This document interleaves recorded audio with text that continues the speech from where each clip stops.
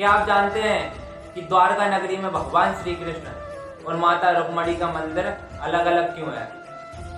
वो दोनों एक ही मंदिर में विराजमान क्यों नहीं है?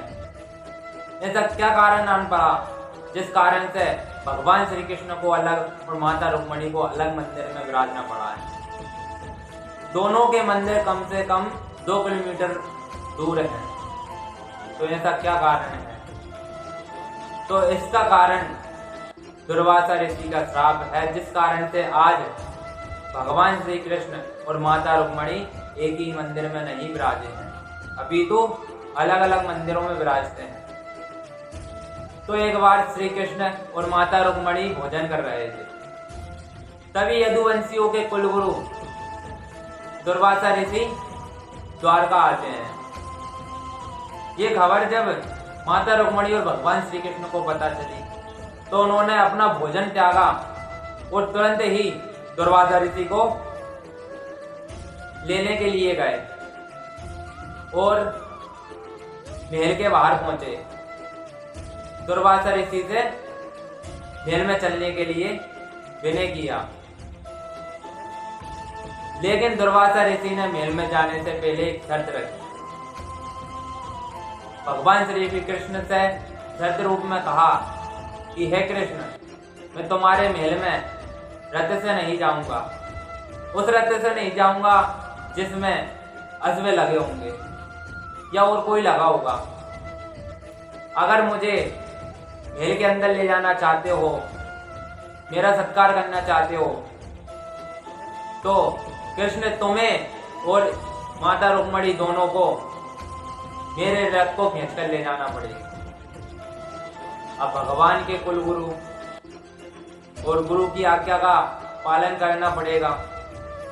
भगवान ने उनकी बात का सम्मान रखते हुए उनकी बात मान ली। बात मानी और माता रुक्मणी और श्री कृष्ण दोनों ने रथ को खींचा और दुर्वासा ऋषि को उसमें बिठाया।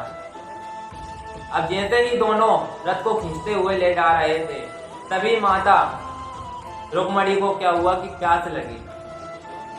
माता रुक्मणी को प्यास लगी तो उन्होंने भगवान श्री कृष्ण से कहा कि प्रभु, मुझे प्यास लगी है, पानी की व्यवस्था की, मेरा गला बहुत जोर से सूख चुका है प्रभु। तब भगवान श्री कृष्ण ने अपने अंगूठे से जमीन पर मारा। उसी समय वहां से माता गंगा का प्रादुर्भाव हो गया और माता रुक्मणी ने पानी पी लिया। दुर्वासा ऋषि ने यह देखा कि माता रुक्मणी ने उनको बिना पूछे ही पानी ग्रहण कर लिया, तो उनको इस बात का अपमान लगा कि इन्होंने मेरा अपमान किया। उस अपमान में क्रोधित होकर दुर्वासा ऋषि ने माता रुक्मणी को श्राप दे दिया कि रुक्मणी हमेशा के लिए भगवान श्री कृष्ण से अलग हो जाए और ये कभी भी भगवान श्री कृष्ण के साथ न रहे, मतलब अलग अलग रहे। और उसी क्षेत्र के जल को भी श्राप दे दिया कि आज से ये जल हमेशा के लिए खारा हो जाए। यही कारण है जिससे कि आज द्वारका में भगवान श्री कृष्ण और रुक्मणी माता का मंदिर अलग अलग है और वहां का पानी खारा है। और इसका वर्णन आपको स्कंद पुराण में मिलेगा। जय श्री राधे।